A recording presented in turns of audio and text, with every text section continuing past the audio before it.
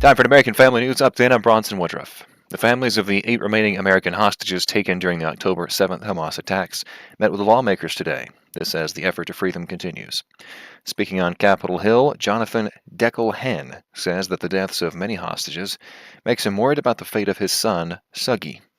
Time has run out for all of the hostages, our loved ones, and all of the others. President Biden's latest peace proposal in Gaza calls for October 7th hostages to be freed in exchange for the freedom of Palestinian prisoners in Israel. International Criminal Court prosecutor Karim Khan recently announced he'll be seeking arrest warrants for the leaders of both Israel and Hamas for possible war crimes and crimes against humanity. Speaking at the weekly House GOP press briefing, House Speaker Mike Johnson condemned the ICC and spoke about an upcoming bipartisan bill to be introduced in response.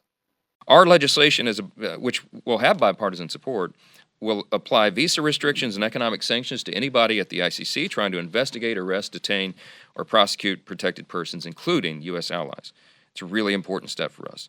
We know the president doesn't like to listen to us, but I hope that he'll listen to the members of at least his own party who are denouncing the ICC. The ICC does not have the authority to arrest individuals if warrants are issued, but partner nations can turn them in at their discretion. The Israeli leaders facing potential warrants include Prime Minister Benjamin Netanyahu and their defense minister. President Biden is expected to announce an executive order today that will cut off asylum claims from illegal immigrants at the nation's southern border if the daily average of migrant encounters reaches 2,500 between ports of entry. Texas Senator John Cornyn joined some of his Senate GOP colleagues in asking what took so long. The White House has criticized Senate Republicans, saying they blocked a bipartisan bill that would have increased border security.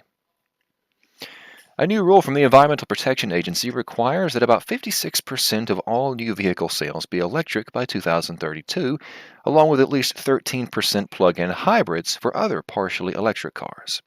However, many Americans still aren't sold on the next car they buy being electric. High prices and a lack of easy-to-find charging stations are major sticking points, according to a new poll. One poll from the AP and the University of Chicago says about 4 in 10 U.S. adults say they would be at least somewhat likely to buy an EV, electric vehicle, the next time they buy a car. It also found 46% say they are not too likely or not at all likely to buy one. And before we say goodbye, here's a little something to make you smile. The son of Tennessee Representative John Rose stole the show during an address by his father on the House floor. Take a look. As well as every American across our country, whether they be Republican or Democrat, for Donald Trump or against him.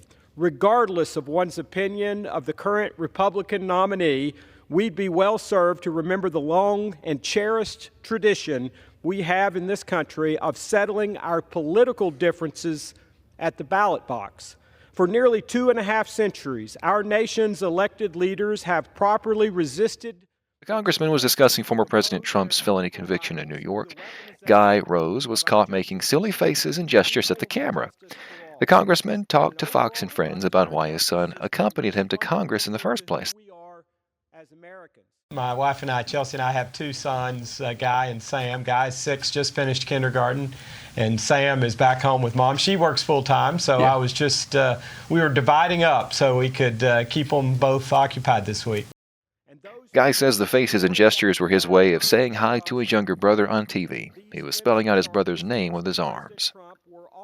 And that'll do it for this American Family News Update. Be sure and check out our website, afn.net, for much more news from a Christian perspective. I'm Bronson Woodruff.